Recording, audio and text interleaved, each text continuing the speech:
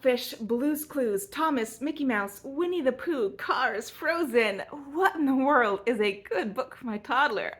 I can help you out with that.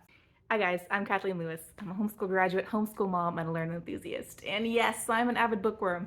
I have a 4-year-old and a 1-year-old, and we spend a significant portion of our day reading books.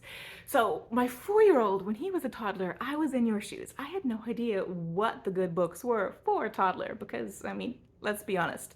We're new parents. We have not done this before. So you could ask your mom, but it's been 20, 30 years since you were born, so she doesn't even know all of the updated books that are available. I'm gonna help you out with that. Here are my top 5 categories for the types of books you should be reading to your toddler. The first category is lift a flap. I know, they're not the parents' favorite because they rip, but there's a reason that they're good. They're interactive. They help keep your kids' attention so that they can hear all that good vocabulary and build those pre-reading skills that are necessary. Now, if you don't want to risk a small, flimsy lift the flap book like this, you have another good option out there. There are chunky options like this series, Peek a Flap Moo.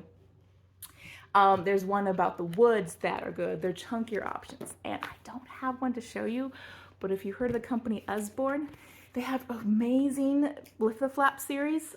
This one's a little bit older for like a 4-year-old.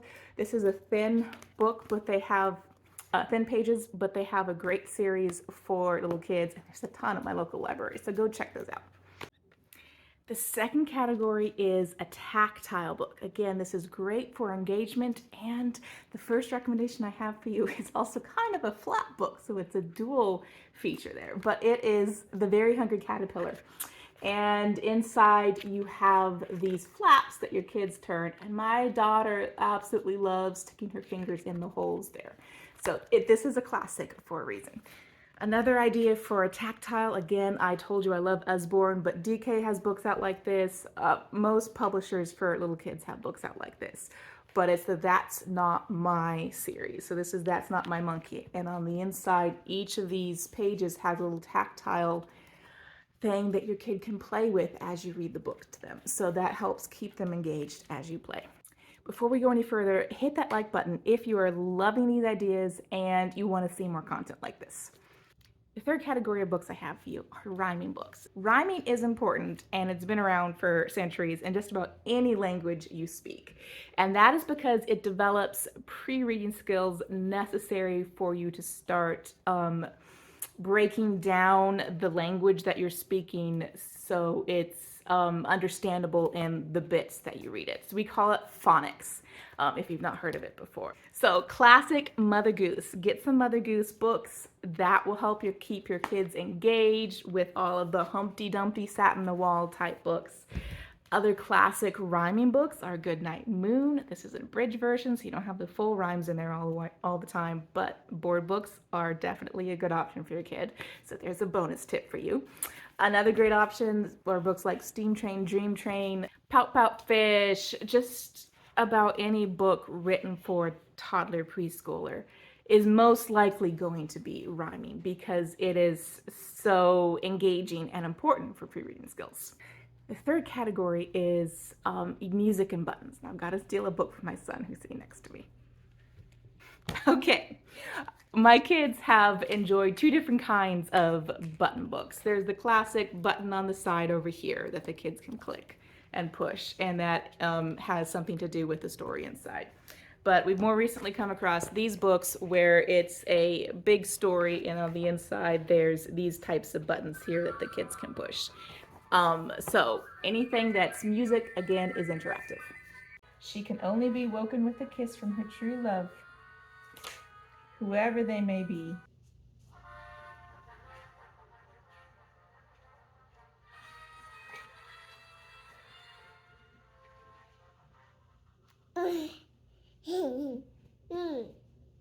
By the way, I've got a bonus tip for you, so stick around to the end so you can hear that. The last category is predictive storylines. Let me illustrate that for you. This book is a classic for a reason, and that is because of its repetitiveness. Now, you as the parent are going to hate reading this because it's so repetitive, but your kids love it just for that reason. Okay, Stephen, I need you to sit over here out of frame. So, for example, good little boys and girls is a phrase that's repeated over and over again. And then there's the please, please, shiny new engine repeated, those please, please. And of course, at the end, you have the I think I can, I think I can. So, repetitive phrases is a predictive story element, and that helps your kids stay engaged because they know what's coming next. And they are excited to see that next section of the story. Another really, really, really awesome illustration of this is going on a bear hunt. So this starts out with a family going on an adventure, and each page it is we're going on a bear hunt. So this is a refrain that's repeated throughout the book. And you have the oh, we can't go through it, we can't go under it, we have to go, oh, we can't go over it, we can't go under it, we have to go through it. So those types of things. And then of course you get to the squelch squelch squelch squelch. There's always some kind of sound effect when we get there. My daughter can predict this so well that when my husband's reading to this, she starts putting in her own uh-oh whenever he stops and is about to get to that part of the story. We're going on a bear hunt. We're going to catch a big one. What a beautiful day. We're not scared. Uh-oh, a forest. A big, dark forest. There is an amazing author out there that you have all heard of, and that is Dr. Seuss. He is great for his predictive storylines. He's also great with rhyming. He's great because he's funny. This is the reason why he's a classic kids book. So, Mr. Brown Can Moo is predictive because he keeps asking, how about you? Can you do this? Or he can go like a bee, so it's very predictive. And plus, the kids love the onomatopoeia in here. They love trying to emulate your sound effects that you're making, which is a huge, huge stepping stone for kids. They a lot of times do sound effects before they can speak fluently. So there is a reason that Mr. Brown Can Moo is a classic. Okay, I told you bonus tips, so here they are. My daughter absolutely loves animals, so find out what your kid enjoys and get books accordingly. This is not a toddler book, but I pulled this out for my son because it's just a hilarious book, and my daughter loves it. She loves looking at each picture of the animals getting dressed up in various clothing. Now, again, this is not a toddler book necessarily, but it's full of animals, so she will ask me to read it to her. So I just read, the little short blurbs here as we look at the pictures, and I name what the animals are for her. So yes, this is a little bit beyond her level, but because it's a subject she is interested in and loves, she's willing to sit and listen to more of it. Last bonus tip for you, active reading. Have you guys heard of it? The more engaged and dynamic you are as a reader, the more likely your kid is going to stick around to want to hear more of the story.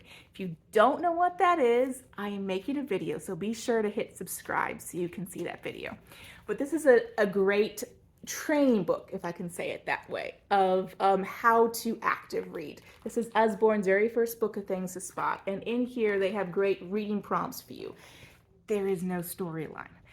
This is all you talking about what's going on in the picture, and that is essentially active reading, engaging, asking questions, asking your kid to get involved with the story.